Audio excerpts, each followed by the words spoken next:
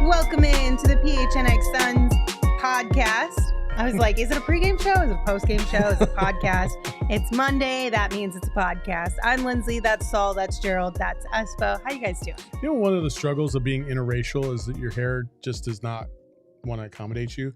My fucking mustache, there's always one little fucking hair that wants to curl up into my nose and it tickles all the time.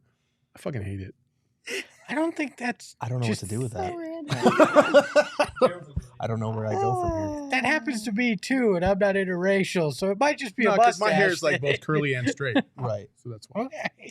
You could just pull that hair out. That'd probably be the quickest fix. Probably would be, but I didn't. How are the two of you doing? Fine. I thought last night was weird. But this is off to a start. Listen, I think what you need, First what of you're all- missing is that this is a holiday week. Therefore, inherently, it's going to be weird. Also, Faces of Death over here was like trying to put the jinx on everybody. I know. Hey, Lindsay wanted to murder Jacob. I just made I that did very no clear. such thing. Out of I nowhere, just needed a Espo mic goes, that I needed feel to be like somebody's fixed. going to die. I'm like, what the hell? I mean, my mic is just slowly but surely sinking, so we'll see if it works throughout the remainder of this show. But like I said, it's a holiday week. Things are a little bit weird in general, but we're going to have fun here still. And of course, we're going to also be having a Black Friday sale, so make sure you put this in your calendars. You can get up to 90% off Let's go. all of our PHNX merch. It's going to be pretty dope. And if you spend $75, you also get a $15 gift card. Now, this will start at like, what, 12:01 a.m. on Friday. Okay. So if there was a day to stay up late this week, that's the day. Pro tip. Pro tip. Put everything in your cart right now that you want. At 12:01, hit buy. It'll all be on discount. You don't have to spend the time looking at it later. You can get it right away. There you go. That's actually a really smart idea. I've always been curious about that. So it'll stay in your cart. Because sometimes you'll put things in your cart and then you go back and it's gone. And I'm Well, like, yeah, well, the what's the janky point of websites. that? Well, you know. PHNXLocker.com takes care of you, Lindsay. It does. So check it out. All right, guys, we did get an update today from Shams on Bradley Beal. Here's what he had to share. Bradley Beal will be reevaluated in 3 weeks, and I'm told he's been dealing with a disc issue in his back. He's been gutting through it. He suffered it in training camp, and even at some points, he's dealt with nerve irritation going down his legs from his back, and so he tweaked it in training camp. He's been dealing with it. They've had multiple MRIs, multiple exams, and there's been nothing structurally wrong. There's been no major issue, but this is a back, and anytime you have a back issue, you deal with discomfort, you deal with tightness on a day-to-day basis. And so the Suns hope that within these 3 weeks, Bradley Beal will be able to get better and hopefully make a return at some point in December. But for the Suns, this was really about, instead of him being day-to-day, literally every day and trying to push through it, and any given day he could be 60%, he could be 70% and try to play. The next day he could be 30% and then try to go through shoot around and not play. Like, instead of going through the back and forth, the Suns made the decision basically to shut Bradley Beal down. I think for them, they're not playing for November, December. They're playing to try to be into May and June. And so this was the decision they made with Brad Beal. So, like we said, it was smart for the Suns to just be like, listen, it is what it is. We're going to shut you down for a hot minute. We'll reevaluate in 3 weeks and we'll kind of go from there, which is smart because then it takes the pressure off of even Bradley Beal himself to try and figure out exactly what's going on with the back. But there are a couple of things in here that seem like it's a little bit concerning, but I don't want to overreact because I don't know the intricacies of how that kind of all works. We really need to find a back specialist to educate. And Espo and I have been trying to find one, so we're still working on it. Because I don't understand how if you have a herniated disc or a bulging disc, how that's not structural. Yeah. Right. Like that's the part that confuses the hell out of me. You know what that means, though? It's spinal. Yeah, It is spinal. Well, okay, and a The lot back of is people in the chat broken. are saying, like Mark says, if it's a disc issue, I'm surprised they haven't announced he's getting surgery. And a couple other people were saying like surgery on its way. Like I don't know if you guys are being No, I sarcastic think they're being serious. or if you're being serious. Like, is that something you would have to do if you have a disc issue? Like, if you have a herniated disc, you have to get surgery to fix it. I don't know. I can't. You know, I could sit here and speculate, but you know, my 8-year degree wasn't actually medical. It was just a long time in college. So Here we go. Darth Boyd has a comment. Discs, who also has a herniated disc, I believe they said that earlier in the chat, said discs are not bone, therefore they're not structural. They are a jelly-ish membranes in between your spine. Jellyfish. Look, I'd imagine that if it were something that required surgery, they would have went to that already. You think so? Well, Brian said surgery on a disc isn't something they do first. Yeah. So like if it were that serious, you know, we'd already know. I think they're gonna try rest. They're gonna look at things. What concerns me more is the nerve stuff that was going to his legs too, because you know, how does that impact him? If his back's feeling better, but he's having lingering nerve issues, that's terrifying too. I'm not going to overreact because they've shut him down for 3 weeks to see how it goes. At that point, if they extend it and they're like, we'll reevaluate in a month again, then I start to get concerned. But maybe this 3 weeks is enough to get whatever's going on to settle down, and he can come back and try to play. Yeah, I can't overreact when we don't know the extent of what's going on with the disc in his back till we know more details. Knowing the Suns, we won't get those details until they've already enacted their course of action. Yeah, so I don't know, but I do think it's reasonable to be worried at this point about Beal. Hopefully at the end of this 3-week reevaluation period, we get news and we get good news. But yeah, I mean, it is, the good news is it's only mid-November.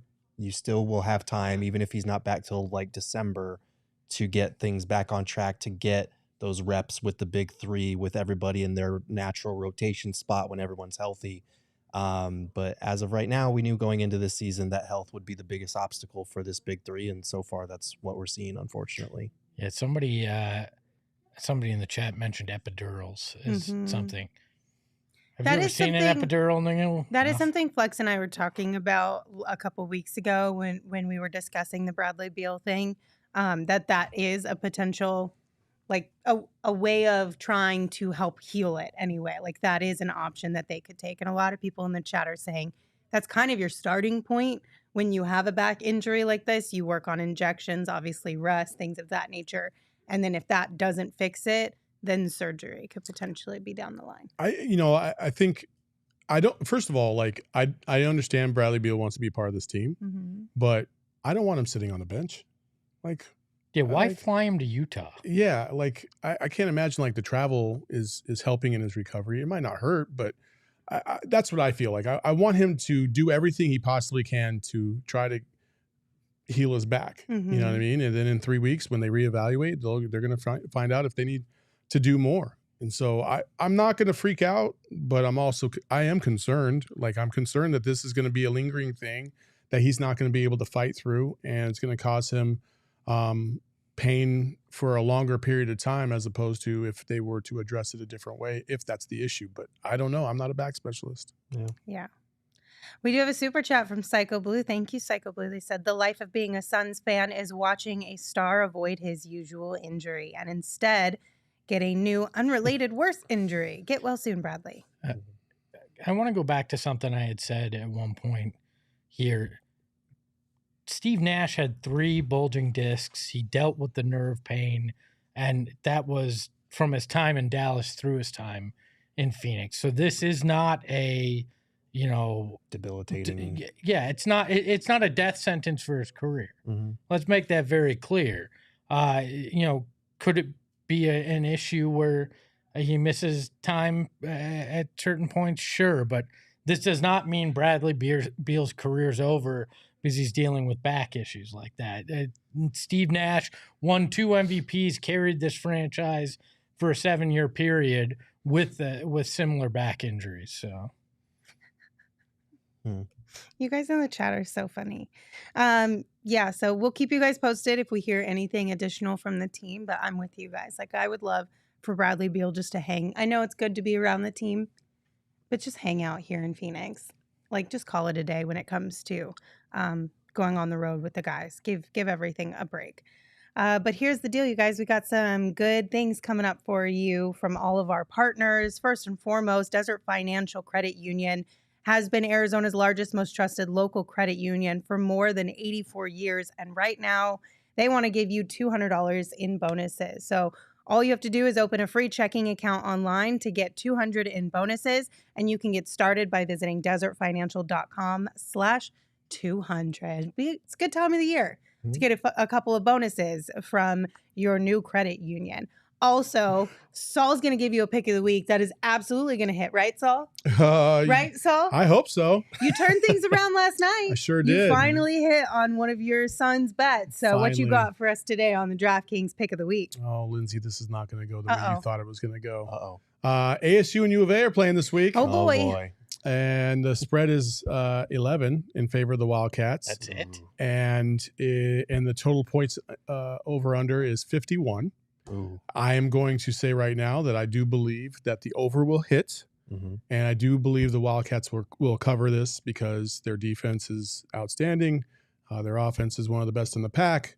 They put it all together. And obviously we saw what ASU has been doing the last 2 out of 3 weeks against Utah, especially in Oregon. So I would, and I'm not even saying that as a U of A fan. Like, I'm just saying, like, if you put both these things on paper, you have a team that lost 55 to, I think, 3. Or 52 to 3 to Utah, and another team that beat Utah 42 to 18. If you just take that, that's what I take. So take the points and the money. What was the points? 51.5? 51. 51? You think U of A could do that themselves? I mean, I think they'll put up a 40 burger. Also, let's just say this too.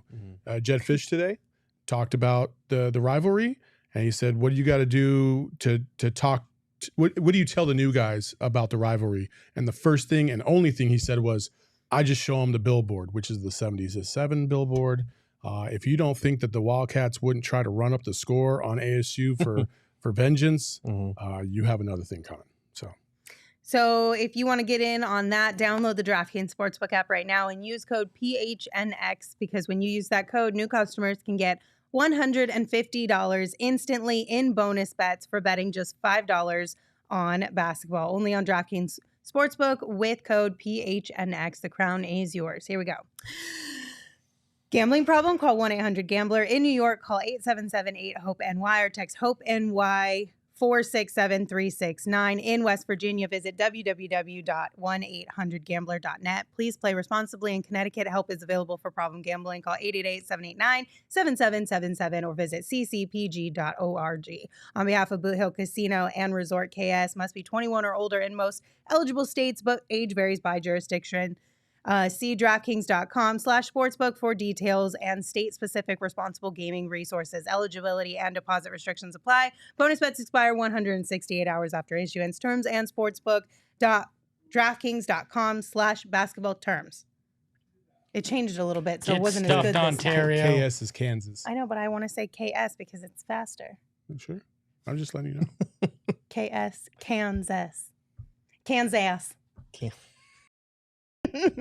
Lindsay, do you want me to record one so we can just really play need it? to record. We really one. do.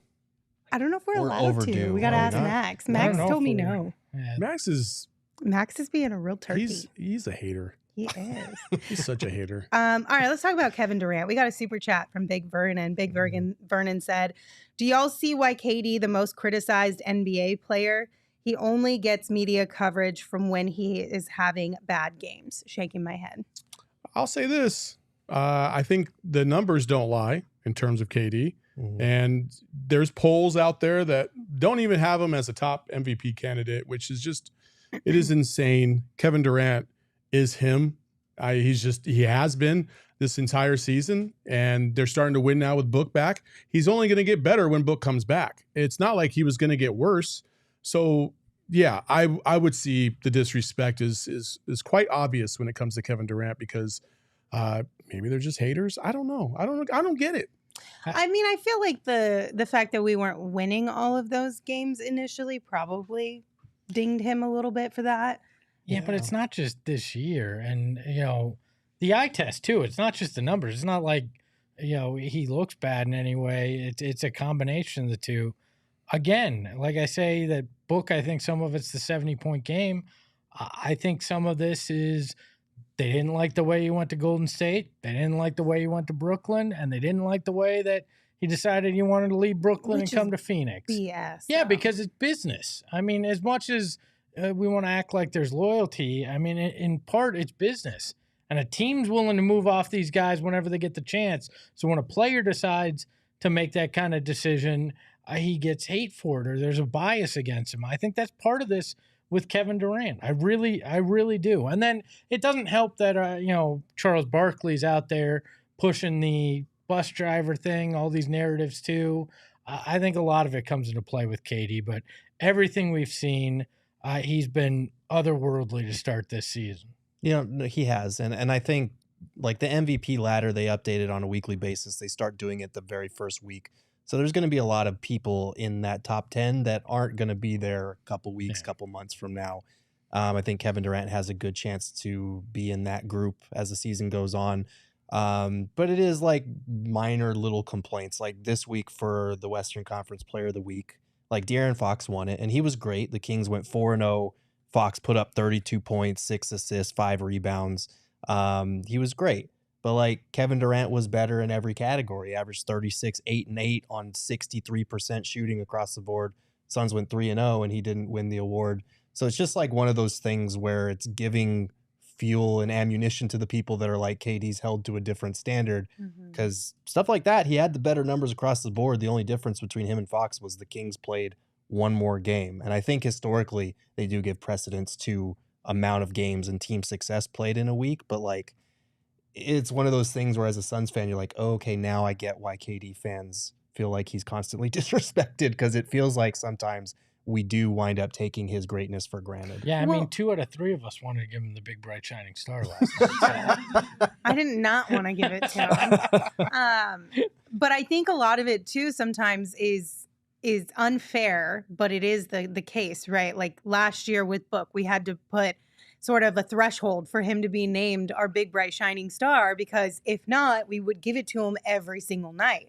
At some point in the season, we're probably going to have to do the same thing again with him and KD.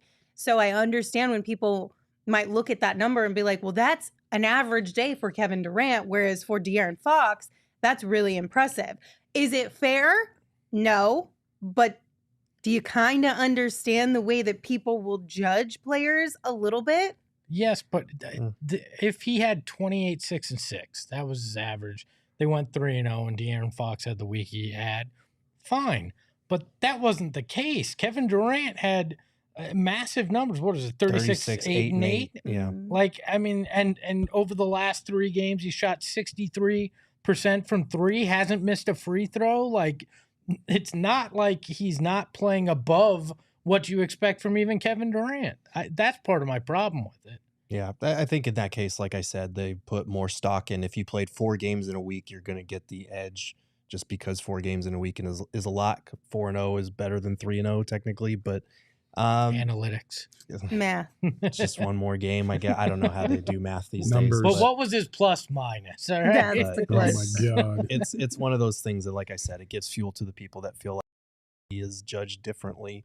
And he shouldn't be, because if we look at what he's doing for the Suns right now, it's pretty insane. It is. And Gerald, I know you pulled some stats for us, especially when you add in how old KD is. What he's doing right now is very impressive. Yeah, so let's take a look, because this is the list of players over the age of 30 to average at least 30 points per game. And granted, it's still early. We're only 13 games into the season, but that list is all Hall of Famers. It's Michael Jordan, it's Jerry West, James Harden, Rick Barry, Allen Iverson, Dame Lillard, Steph Curry, LeBron James, and KD.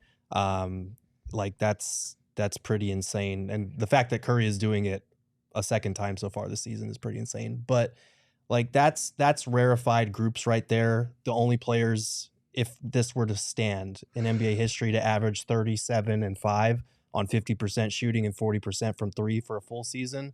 KD so far this season, Luka Doncic so far this season. The only players who have ever averaged 30 points per game at age 35 or older, KD this season, Curry this season, LeBron 2 seasons ago. Like, these are insane numbers, and I understand we're only 13 games in. We have a long ways to go, but what KD is doing aside from the minutes doesn't feel unsustainable. If anything, it feels like since Book came back, his job's gotten a lot easier. He's been able to pick and choose his spots a lot more. So hopefully if we get Beal back, it adds to the spacing that he's had, the ability to attack double teams, pass out of them, and rack up some of those assist numbers as well. The only players in the first 13 games of a season to post the numbers KD's posting, KD this year, Luka this year, and KD last season in Brooklyn. So he's been doing it the last 2 years, basically, whenever he's been healthy, playing at an unbelievably high level. And it's fun to watch, frankly. Like, I know last night's game was super stressful, but being able to watch KD and Book do their thing late in games against teams that they should beat and win, it's a lot of fun. Yeah, when you're 35 and you're outscoring your age on a regular basis, you should be recognized for that. Mm-hmm. Yeah. I like what Sean said in the chat too. KD would average 40 if he took 20 to 25 shots a game. If his intention was to score, he would average a lot more points. And I think that is something that you can't overlook with Kevin Durant as well. He's come out and said this year, you know, like that, I don't want to take that many shots a game. Like, that's not what I'm trying to do. He is an ultimate team player, because he very well could be a selfish player who's putting up even more insane numbers than he is and getting even more accolades, and people would have to be paying attention to him because it would just be out of this world. But he doesn't act that way. He doesn't play that way because he knows that the greater good is better than whatever accolade he's going to get or whoever is going to give him flowers that day or the next day. Yeah, he knows that it's a long season. He knows his body, and he knows the importance of involving your teammates throughout the season so that when they're in those spots in tight playoff moments, you can rely on the guy next to you to make the right pass, to find the open shooter, and for that guy to knock down the shot. And it hasn't been perfect. Someone in the chat said they need a whole practice passing out of double teams. They did that when Book and Beal were out. They've been drilling, the spacing around KD because of all the turnovers they were creating. So it is something they're cognizant of. It is something they're working on. And hopefully, just like I said, with more reps, it continues to get better. I mean, there's 69 games left to go in this season. Let's go. Nice. We have one more stat for KD as well. I know we heard this one on the broadcast last night. So most consecutive 25-plus point games with different franchises. So 41 with the Thunder, 10 with the Warriors, 18 with the Nets, and 12, which is still active right now currently, with the Suns. 41 is insane. He just had a whole half season with the Thunder where he dropped 25 in 41 straight games. That's nuts. But 12 with the Suns being still active. That's something to keep an eye out on. We'll see if he can at least catch, because that's what Golden State was 10. So he's got to catch the Nets at 18. Could probably do that. Yeah, I have faith in you, KD. I have faith in you. We had a question. Okay. I want to answer this question because we did kind of hear a little bit of the discussion on the ALLCITY's NBA podcast, which is part of the family. If you guys haven't checked it out, check it out. But Ted said, is Grayson a better overall player than Beal based on his defensive abilities? So I don't want to necessarily talk about like comparing the two, but let's compare as far as, because what they brought up on the podcast was, can Beal really take this offense to the next level? Because it's already pretty much at the highest of the highs with Book and KD. But defensively, do you lose something inserting Bradley Beal in there instead of like a Grayson Allen type? That was the question that was posed. I don't think that they're at the highest of the highs yet.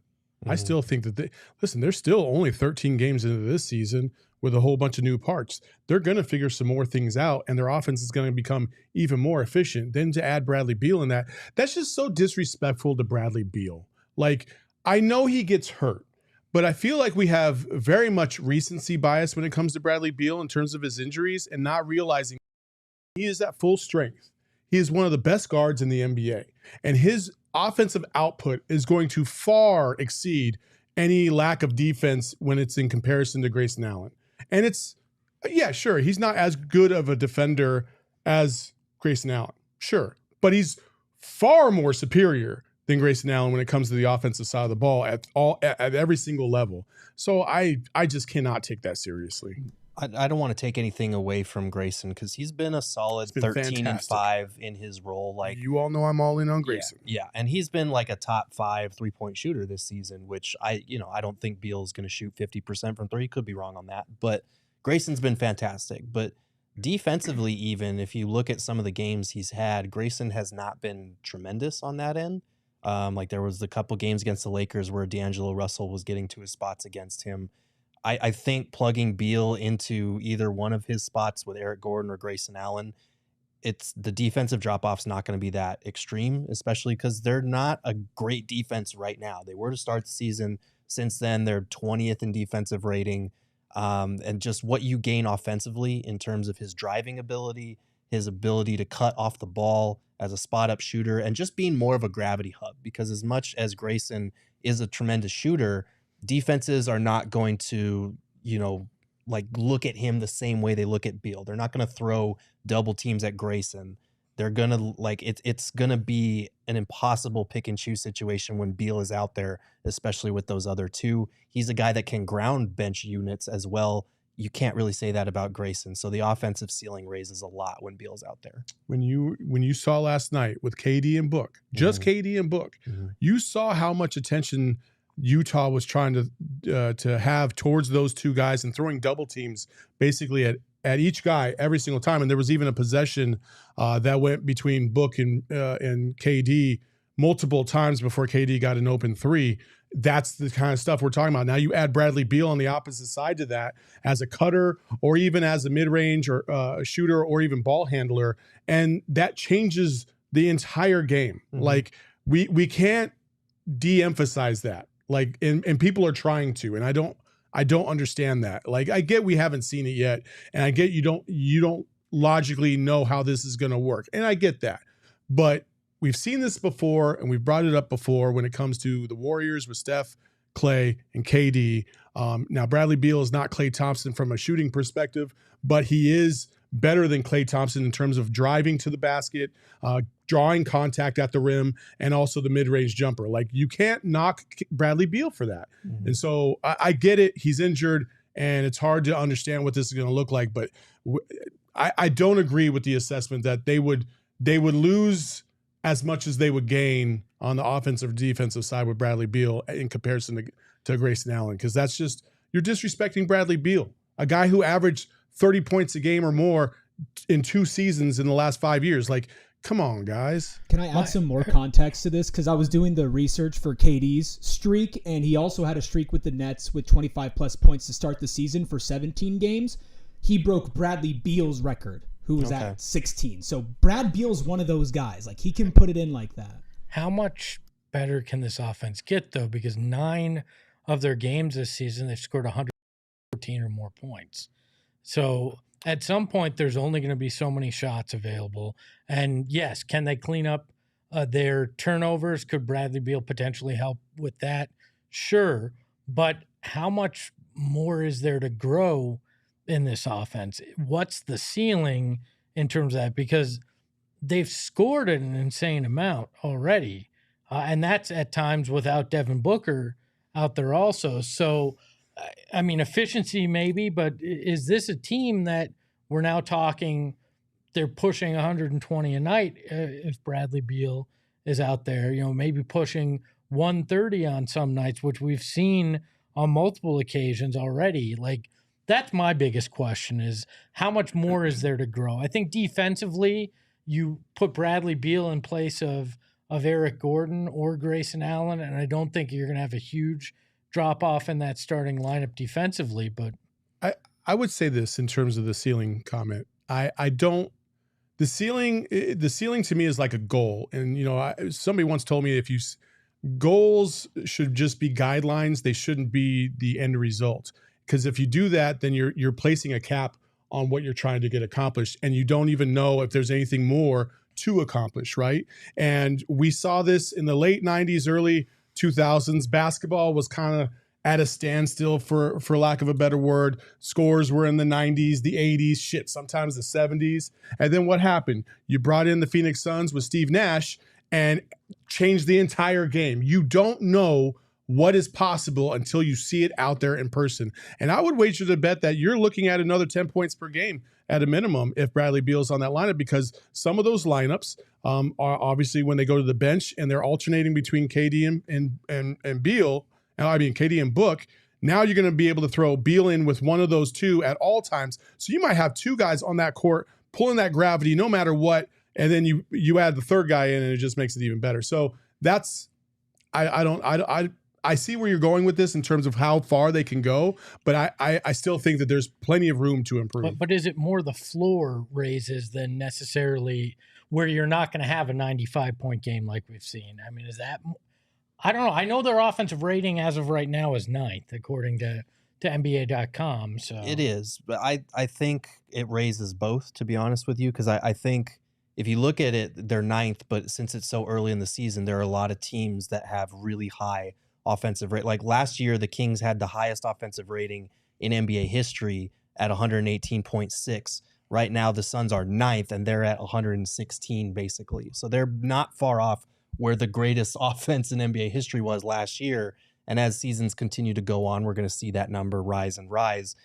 But I feel like the fact that they've put that kind of offensive rating up with Beal only playing 3 games, with Book only playing 4 or 5 now, like once they get all 3 of those back, I think it raises it another level, because it's not just about adding another, 20, 25 points per game score out there. It's how much easier do the looks become for Grayson, for Gordon, for Yuta, for Nurkic rolling even, if you have to worry about, okay, we're sending a double at Book, but now he swung it to KD, so we need to rotate there, but also double KD. Now we need to rotate more. Like they're going to have defenders in a tailspin, I think. So they need to stay healthy. Obviously, Book and KD will need to stay healthy. Beal will need to get healthy for them to get there. But greatest offense in NBA history is not that far out of reach from where I'm sitting. But the last 3 games since, Book's been back and been Book, they're averaging 134.7 points per game. Yeah. 4 more points than the closest team. That's where I'm like, are we talking they're going to be at 140? Like more, Espo. We want more. It's more. insane. More. And one of those was against the NBA's top-ranked defense. More passion. Yeah, more energy. More passion. No? Nobody else? Thank you. I'm glad at least one person here understands. TikTok, of course. Oh. So not like a real thing, just a... No, it's a real thing. It's real life online, Gerald. All right. Okay. My bad. All right. Well, listen, if you guys are looking for the best gift to take to your company gift exchange, maybe you're doing a Secret Santa this year. I'm telling you, one of the best things you can get for that are lottery tickets from Arizona Lottery, like the holiday scratchers specifically, because these are so much fun. Because listen, everyone always knows there's like a limit, usually somewhere around $20 to $30, something like that. This is where you could potentially get your biggest bang for your buck here, because you buy $25 in holiday scratchers, you could potentially win like $500,000. Maybe, maybe not. The top prizes are up to $500,000, but they're fun. Plus, it's like a little game. And if you do the exchange where they get stolen, everyone wants to steal those, because the potential for what you could win is super intriguing and really exciting. They're always a good hit. And they're really good for stocking stuffers, too, just to add a little something special in there. So go out and buy your holiday scratchers today. Shout out to Arizona Lottery. Can I share a story? Yes. It's not. No, I it's changed not my mind. humorous. I felt like it was sentimental. It actually is Uh-oh. going to be sentimental. We joke that they can, it's a great gift, whatever. Well, my grandfather used to love scratch tickets, and he'd send what he'd call Papa's bingo money. When he won, he'd just share the money with all us grandkids, and the last thing he said before he passed away, he had called me up that day. I was like 11, said, I'm coming out for Christmas, right? And so now he passed away that next day. We found out it was October. And now anytime I see scratch tickets, I think of it, especially this time of year, I get one. And it's like this this connection with my grandfather, and anytime I win, I think about that. So when they told me Arizona Lottery was going to be a sponsor, that was the first thing I thought about was my grandfather and that feeling, and it can have like an emotional connection. So to me, it's something that actually meant something to me. So I just wanted to share that. And they just make really fun gifts. I think they're enjoyable. Plus, you get the excitement of scratching them around people on the holidays too. And if you win, everyone celebrates even more. And of course, you can pick them up at Circle K. We love our friends over at Circle K. And you should also join their Inner Circle. It's a free membership program. You save 25 cents per gallon on your first 5 fill-ups. You save 3 cents per gallon every day. You also get every 6 free on a selection of Circle K products. So join Inner Circle for free by downloading the Circle K app today. Terms and conditions apply. At participating locations, visit circlek.com for details. Brian Abdallah in the chat said, I don't know, man. I feel like I'd feel some type of way if I gave somebody a scratcher and they won big money. I'd be pissed as hell. That's the question. Bro, I feel the same way. If I gave you a scratcher for our Secret Santa or whatever we end up doing this year, because I don't think we fully decided, and you won, let's say $50,000, would you give me some? Hell no. You gave me the ticket. My money. I would reimburse That's the you question. for the ticket. I mean, the question is, Here's your dollar. here's your $2. I mean, I probably, if I won like $50,000, I'll probably give you $1,000. I feel like It's like a little finding fee. I kind of feel like if you win, I think there's a certain threshold. Like if I win $100, like I'm not giving you $10. Like that's kind of, Right. I think there's a threshold though, where like if you win over a certain amount, that could be considered semi-life-changing, I guess, to an extent. Like you could pay off a bill, you could potentially get a new car or something like that. I think you throw a bone to the person who got you the scratcher for sure. If I got like $1,000 or something like that, maybe I'll buy you lunch or something like that. Right. I mean, that's not bad. I mean, $1,000, I'll take you lunch. I love how I share this emotional story that I'm like, hell no, I'm keeping that money. I know. Mine, Like, even though my grandpa said we're Papa supposed to was share sharing it. with everybody. Espo was like, fuck that. I'm keeping my shit. Lindsay asked if I'd give it to her. Saul Gerald. Sure, you get your Different cut. story. Depends on who gave me the scratchers. All right, we do have a super chat from Psycho Blue. Thank you, Psycho Blue. Said KD hasn't had someone like Book on his team since he was with the Golden State Warriors. Book opens up a ton of paths for KD, so he doesn't have to force the issue, and this can keep KD from getting hurt before Beal returns. That is the hope. Yeah. That's the hope. Yeah. Need to avoid more 48-minute games like last night. Sheesh. I mean, he did have Kyrie for a stretch last year, and then he did have Harden for a little bit as well. Never had those three together outside of 17 games, but so I wouldn't say he hasn't ever had a player like that in Brooklyn. But yes, in terms of consistency, from Book's perspective and his efficiency, 1,000,000%. And I will say, Book right now at the level we're seeing him play at is the best player that he's played with since Steph Curry. I would say that. My gas might have been a little aggressive there, but Kev in the chat said, when I worked at Circle K, I sold a $2.5 million jackpot ticket and they gave me $300. I feel like you deserved more than $300, Kev. That's messed up. Damn, I'm sorry, what? I mean, 2.5 mil. I'll get. You need know more what, than though? that. You deserve more than that. The fact that the person went back to the person that they bought it from that is nice. and gave anything. I agree. Most people don't even do that. I agree, but you're So, taking home at least $1 million on that. You couldn't throw them $1,000. I mean, yeah, you could opt it. You just became a millionaire. You can't lend me $1,000. You just got a band. You can't give me a Band-Aid? I mean, he. Do you all catch the reference on that one? Yeah, We got it. She was holding on to that all I show. was, but that killed me today. That tweet was funny. hilarious. That was great. I don't know. I'm just saying you deserved at least $1,000 for that one. Yeah. Anyway, so DeAndre Ayton comes to town tomorrow. Speaking of guys who got too much money and didn't give anything back. Hardly. Wow.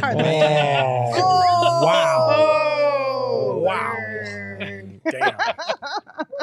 Well, DA is coming to town tomorrow, the Yep. first time he will face off against his former team. Mhm. First and foremost, how do you guys think the reaction is going to be inside the arena? Do you think it'll be split, or do you think it will lean more one way or the other? I feel like, I don't know why, but I feel like people are going to boo. I feel like there's going to be a lot of people that boo. I don't even know if it's 50-50 anymore. I hope that it's not.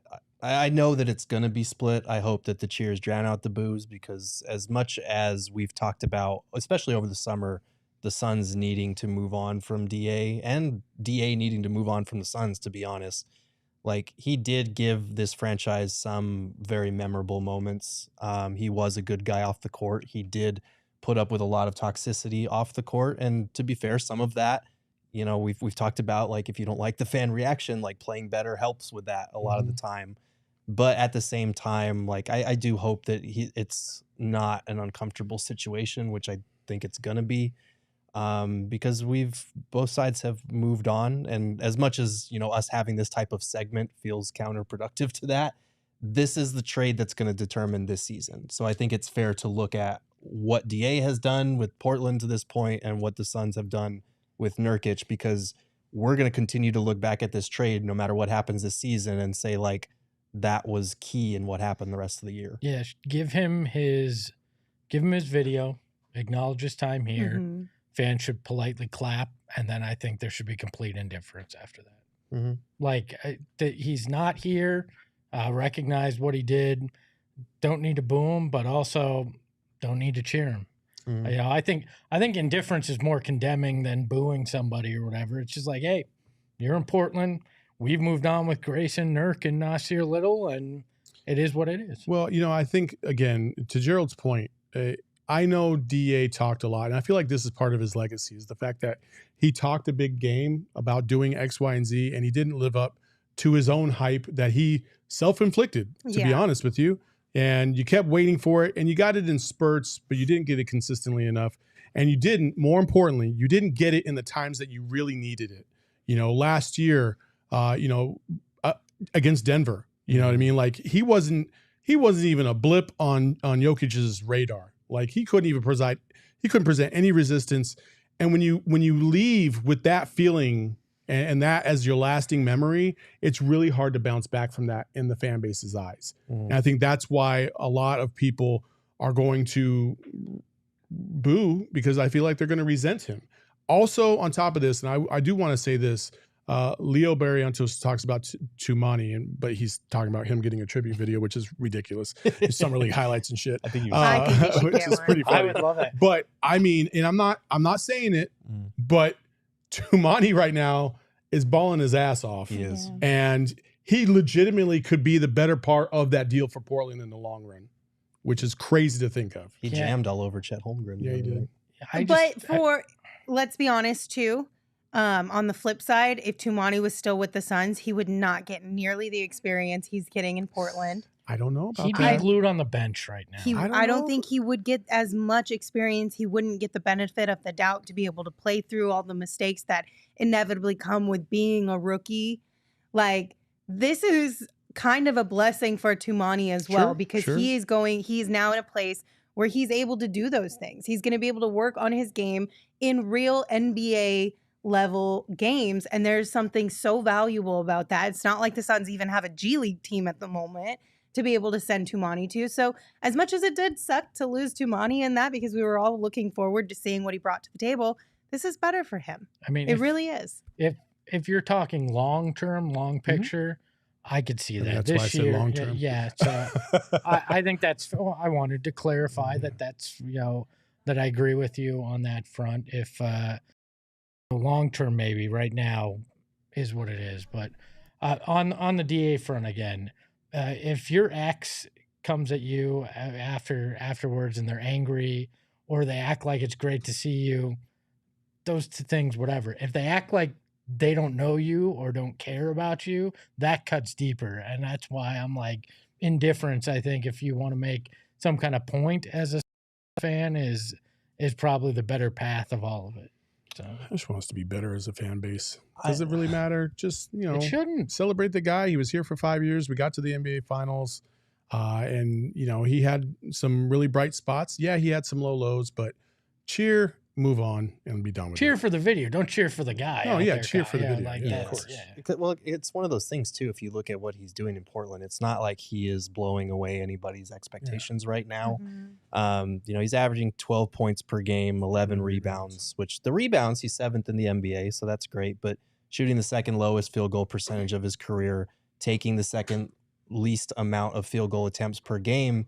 And so this kind of goes back to what we had talked about in terms of like people really thought that playing with 2 Hall of Fame level point guards was somehow holding him back.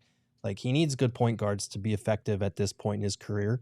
I hope he gets the opportunities to expand his game, learn how to create some of his more offense. But like, so far that hasn't been the case. So, you know, kind of shitting on a guy while he's already down, it feels beneath us at this point, especially when we spent the whole summer saying like, he needs a fresh start. We need a fresh start. Both sides got it. Yeah. Like, golf clap, move on. We're good. Yeah, just be okay, great. If anything, I feel like it's worse for like Devin, right? Because Devin took the high road when everything kind of went down. Mm-hmm. And I feel like DA was a little bit more sour towards the whole situation as far as like unfollowing on social media and things of that nature. And if I'm Devin, I'm like, well, that's messed up. Oh, he's gonna take. Oh. I think he's gonna take it personally. Yeah. tomorrow. I think tomorrow you will see the true emotions of both players tomorrow in that game. Yep. Because it is also a play-in game or a in-season tournament game. Yep. So there's a little bit more on the line, especially from the Suns. The Suns have got to win big. Well, yeah, because Portland's pretty much out of that officially, right? They're basically out. So the Suns have got to win big because they need to make sure that they're that number 2 or that at-large team right now. And man, I'm telling you, I just feel like we're going to get a Booker DA showdown at some point. I just feel like it's coming. Yep. Give it to me, NBA. Give us that ice. I need to see that attack at the rim, him trying to block Book trying to dunk on him, and then the aftermath. Like, I need to see that. Mm-hmm. Can I just, when we get into this tomorrow, can everybody not just directly go, let's compare Nurk and DA stats and go straight there?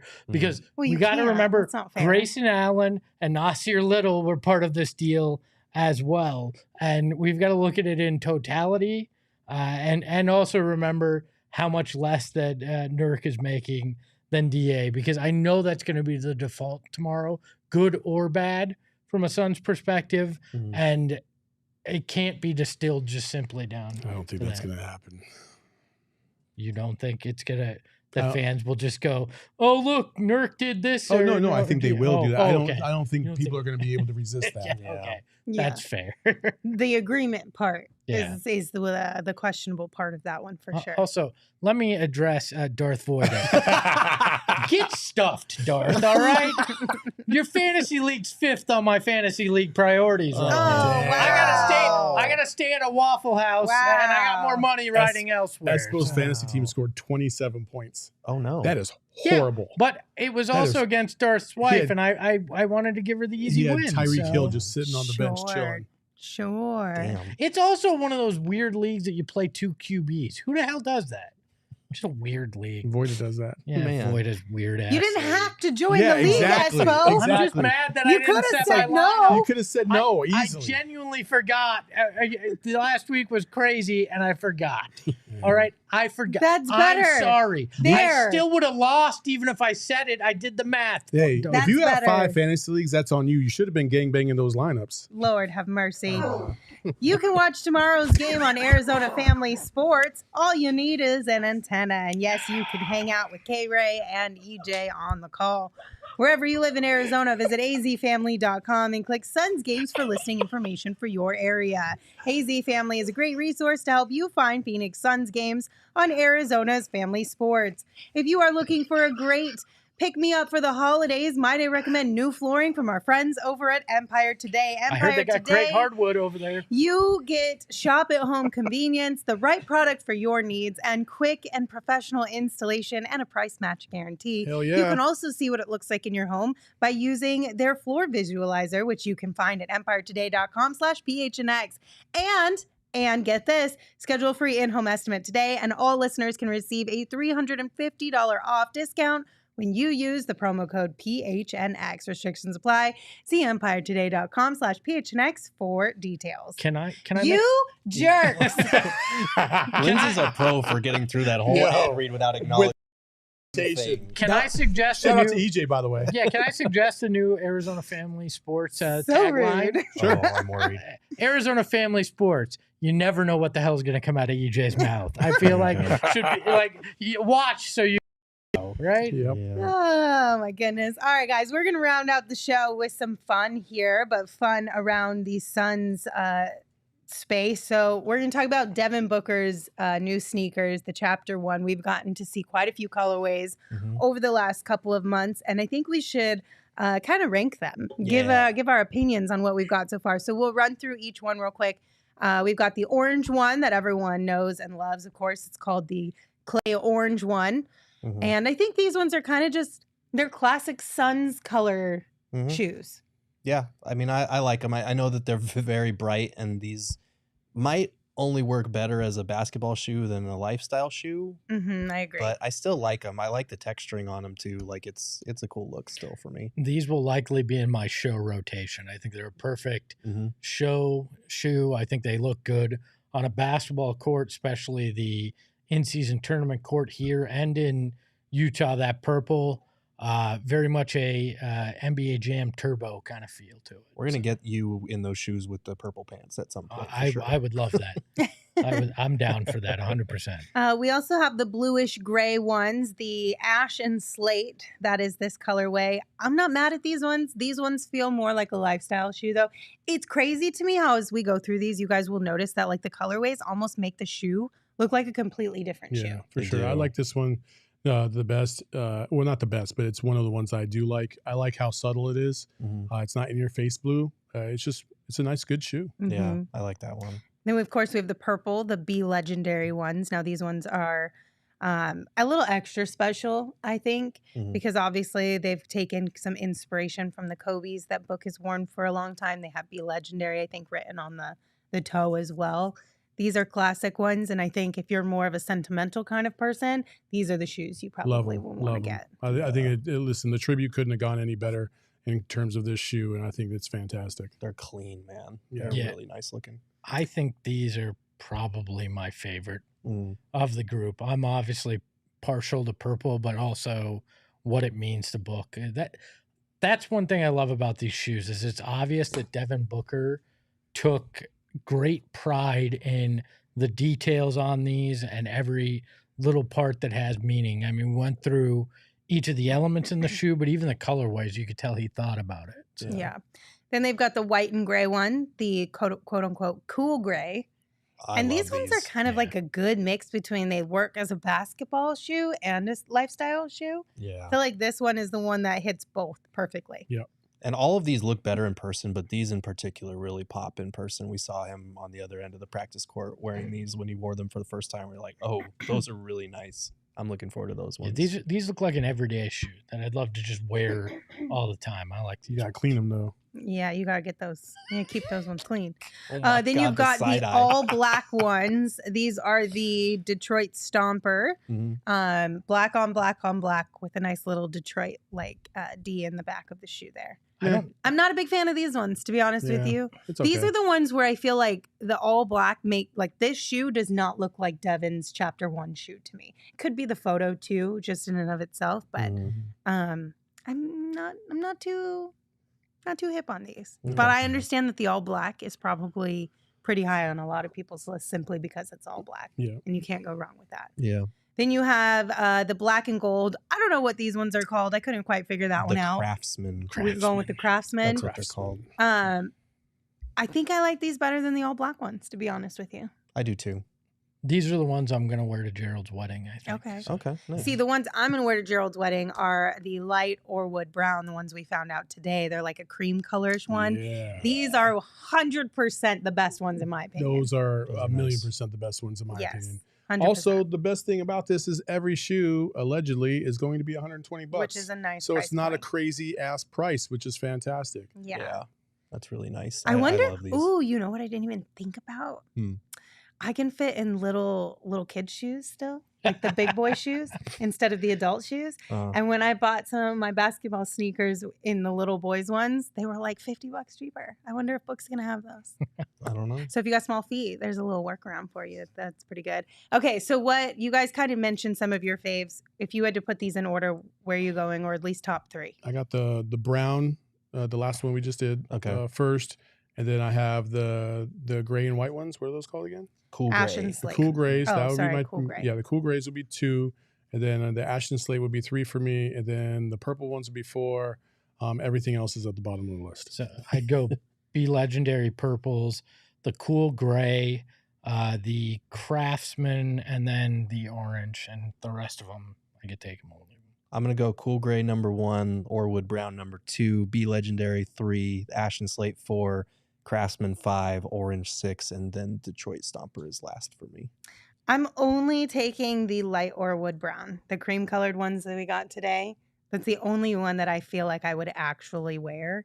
And I just think they're the best. They're the best one. Mm-hmm. And from a fashion lifestyle perspective, which is the only way that I would be wearing these shoes. I'm not playing basketball. Okay. Yeah. So if you're looking at it straight from, which I appreciate Devin's thought process there of putting in some effort to make them a basketball shoe from a functionality standpoint, but also fashionable from a look standpoint.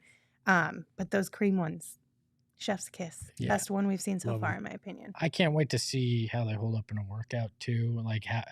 Because I have some crappy workout shoes, but if these can be functional for that, functional for work, and look good, I may be buying a lot of the book chapter ones. So. Yeah. Okay, and then the last thing we wanted to talk about, also, we'll keep you guys posted when we hear when some of these will drop and when they aren't. But what are we laughing at? Half-Life Heroes in the chat said that could save Espo hundreds with the amount of shoes he eats. Oh, gosh. We're at 2. A diet, a healthy diet of shoes. Yes. Okay, so we had a Reddit post. We're actually going here, aren't we? We are going here. Okay. This Reddit post was shared across Sun's Twitter yesterday, I believe. And we need to talk about it because bless this poor girl's heart, she needs some advice. So my 21 female boyfriend, 19 male, constantly talks about Devin Booker, the basketball player, and Drake. How can I tell him that it bothers me? My boyfriend and I got together pretty recently. It's only been about 15 days after knowing each other for 2 months and a half. When we first started talking, all he did was talk about Devin Booker, who is a player for the Suns basketball team, and also about Drake. He would listen to Drake's songs for 3 hours straight. I thought I could be okay with his interest in both of them, since everyone has their own interest in things. But recently, I've noticed that he can't go 5 minutes without mentioning Devin Booker. For example, we're eating ice cream, and out of nowhere he asks, "Do you think Devin Booker likes chocolate ice cream?" Or we're on the phone and we've gotten quiet for a bit, and then he hits me with, "Do you think Devin Booker is asleep right now?" I just laugh it off and say I have no idea. But all I'm thinking about inside is how can you switch that interest you have in them to me, or at least talk more about yourself? I'm stumped on how to even bring it up with him. I'm able to play a bit more of my songs in the car when we go out without him commenting on them or complaining that he needs more Drake in the car. The thing is, I have fun and enjoy our time together when he isn't talking about them. He's a really sweet guy, and I just want to ask him if he can tone it down a bit without sounding rude. So they've been together 15 days based on this post? Yeah, right? but they've known each other. They've been talking for two and a half months. But let's make this very clear. This is 15 days in, right? And yeah. He's still in that I'm trying to impress you mode. Mhm. This is just going to get worse. Yeah. This is not going to get better. Nope. My advice, don't stay around if you don't like this, because this is a way of life. This is not a fad or anything. You will be hearing about this in perpetuity forever if he's doing it right now. Oh my God. I'm pretty sure he, if on Friends where they had their cards, Devin Booker's 1 through 5, all right, on this guy. And as Saul said earlier, it's double laminated. That's how sure he is about this. You know, I think Sam Cooper said, "Which one of you is this?" You know what I mean? And I joked around. I sent everybody a text and was like, "Which one is it?" We all know who it is. We all know who it is. That's funny. This is hilarious to me. I don't care. Like, people in the chat are like, this is just a meme. This is fake, whatever. I don't care. Yeah. The idea of somebody being like, do you think Devin Booker is asleep right now? Cracks me I mean, up. can you imagine like that? I would lose my mind. Like, both fuming and laughing hysterically if somebody actually did that. I can't. I keep picturing funny. I keep picturing like the guy comes over to the girl's house. They're sitting on the couch. They're all snuggled watching a movie, and then he just whispers, "Do you think Devin Booker's awake?" What the fuck? It's like that. It's like that one meme where the couple's lying in bed and the woman's all pissed off, and she's like, "I bet he's thinking about other women," and he's like curled up, sleeping, dreaming of Devin Booker. How you doing? And how's Devin Booker doing? I would love to think this is fake, but that's just way too detailed, one. And two, we all know guys that probably would actually be like this. For sure. Totally. If you just look at Twitter after Devin Booker's good games, you'll find them all. Oh my gosh. You'll find them all. Do you think Devin Booker likes chocolate ice cream? Gerald, will you ask? I Next might time have you talk to Devin, I need you to ask him if he likes chocolate ice cream. We need you to find that answer now. Nate, yes. Nate, I ask my wife all the time, quote, do you think Flex is playing zone defense right now? Oh, that's amazing. Oh, man. Strays. I love it. Oh, my goodness gracious. So says Jay, So my wife lives the life this lady is worried about. Either which way, again, if this is real or fake, I don't care. This brought me so much joy because I thought this was the funniest thing ever. And I will never not, from here on out, when shit gets random, if you're a Suns fan, I'll be like, do you think Devin Booker likes chocolate ice cream? It's going to happen. Gerald, Yeah. if you ask this and it's on video, Oh boy. I will give you $100. Oh, live on the show. What? $100. Gerald. You That's got the a easiest wedding money to you pay could ever for. make. I feel like I'm crossing some sort of ethical boundary as a journalist here, but You're allowed to ask a question. Last question You get out. paid to You ask do. questions. but this is a bonus. Yeah, hold on. Get a bonus. So man. it's You an get end of the year bonuses for bonus, that, too, Gerald. yeah. Come That's on, it. man. You are going above and beyond what your I expectations mean, I was already are going to here. ask. I You're bet you- exceeding expectations. You deserve a bonus. I bet you Devin Booker would laugh. I'll give you $150 'Cause I bet if you you he's seen this. if you ask him if he's seen the Reddit post and ask him how he feels about it. Okay. All right. All right. I can do that. And then you ask him about the ice cream. Do it. Oh my do God, this it, is gonna be awesome. Do it. Do it. Cole is never letting you Gerald anywhere. asking that question with a straight face. Oh my God, it's gonna be I hilarious. can't Devin, I wait. need to know chocolate ice cream or not. Devin, No. career high 17 assists for you tonight. Do you like chocolate ice cream? Yes, exactly. That would make it Just even better. like that. Oh my God. Just He's up on the like podium. that. Oh my gosh. Katie, how do you feel about Devin Booker liking chocolate ice cream? Hey, Kev. Hey, Kev. Hey, Kev, how you doing? All right. man? That'll doing do good. it Thanks for for us asking. today. Thank you guys for hanging out with us. We appreciate you. We'll be back tomorrow. We got a pregame show 30 minutes before tip-off. And then, of course, a postgame show as well. So don't forget to join us for that. Marco Salas said, Girth didn't record the Denver Rat. We need this, Girth. Yeah, Gerald, you owe Damn us. right. Oh, man. You owe us. All right. How about the mayor? This is going to set a dangerous precedent with me and Jesse if Gerald accepts. I can only imagine what Derek would offer to my pay God. Jesse to ask Yeah. certain questions. You know, it's a good. This is a toss-up between who would say yes and who would say no, Jesse or Gerald. Look, I'm not asking him to ask anything out of pocket or anything that isn't in the Right. public Yeah. discourse. Of course, of Like- course. Derek might be different. Totally. I'm just curious who would say yes faster, you or Jesse? Gerald. Gerald, You think so? 1,000,000% Gerald. 1,000,000%. 1,000,000%. Okay. Gerald's kind of leaned into what we are here on this To a certain crazy ass degree. Gerald has been forced in. Yes. Jesse We've broken him. Jesse is he's hard to break. Yeah. He's hard to break, that guy. Even though he's like 100 pounds, he's hard to break. Gerald, Okay. if you don't do it, I'm going to go out to practice and do it. See, that So- worries me more. Yeah, Same. exactly. And I'm going to say, Gerald wasn't brave enough to ask this question, Devin. Even so- better. Drag me down with him. Exactly. Exactly. Okay, so until we see you tomorrow, you can follow the show on Twitter at PHNX_Sons. You can give me a follow at Lindsay Smith AZ. You can follow Saul at Saul_Bookman. You can follow Gerald at Gerald Bourget. And of course, you can follow Espo at Espo. Espo, take us home. Do you ever wonder what Devin Booker is doing in this moment and how you could be doing it with him? Ahoy, hoy. We all silly like the mayor.